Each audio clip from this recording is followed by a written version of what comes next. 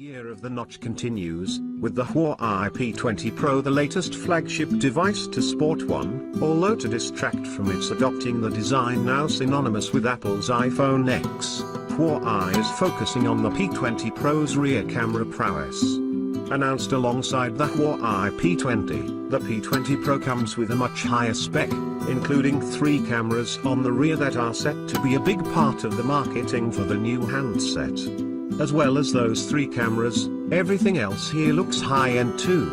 We've had a little time to try out the handset, and we've put together our first thoughts in this Huawei P20 Pro hands-on review. The Huawei P20 Pro is undeniably one of the best-looking and best-built phones the company has ever made.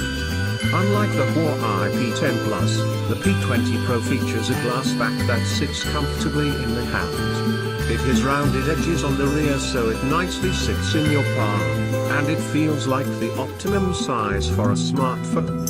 It's a touch bigger than the Huawei P20, but we found it easier to hold because of the curved rear and a smartly thought-out design. There are metal edges to the device, but these are also rounded, and don't poke into your hand. The power button sits on the right-hand edge and the back of the phone is plain, apart from the branding emblazoned down the edge and the 3 cameras at the top of the handset. Unlike the Huawei P20, this phone is waterproof, with an IP67 rating. That means it'll survive the odd accidental dunk in the sink. But Huawei has also given this as an excuse for not including a 3.5mm headphone jack.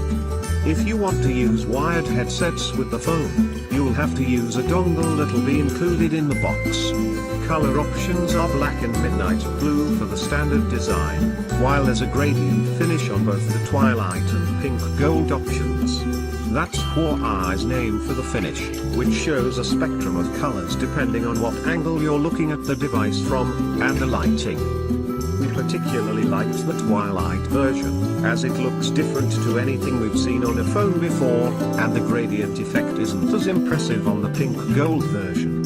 Inside the Huawei P20 Pro there's a Kirin 970 chipset. We saw this perform well in last year's Huawei Mate 10 Pro, so we hope its successor will be able to keep pace with the other flagship phones announced this year.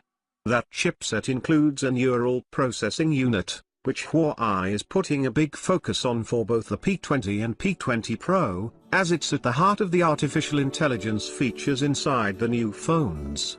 A lot of the AI improvements here are within the camera, allowing it, for example, to automatically detect the type of scene you're shooting. We noted that the phone itself was snappy in our limited tests, but we can't currently comment on how fast it'll work for day-to-day shooting. The RGB, that's color, lens is a whopping 40MP this time around, and that works alongside a 20MP monochrome sensor. For your normal, average automatic mode picture it'll combine the images from the 2 lenses. The RGB, that's color, lens is a whopping 40MP this time around, and that works alongside a 20MP monochrome sensor. For your normal, average automatic mode picture it'll combine the images from the 2 lenses. There's only one version of the P20 Pro around the world, and it comes with a huge 6GB of RAM working away behind the scenes and 128GB of storage, so you should have plenty of space for all your media and apps. The notch continues, with the Huawei P20 Pro the latest flagship device to sport one, although to distract from its adopting the design now synonymous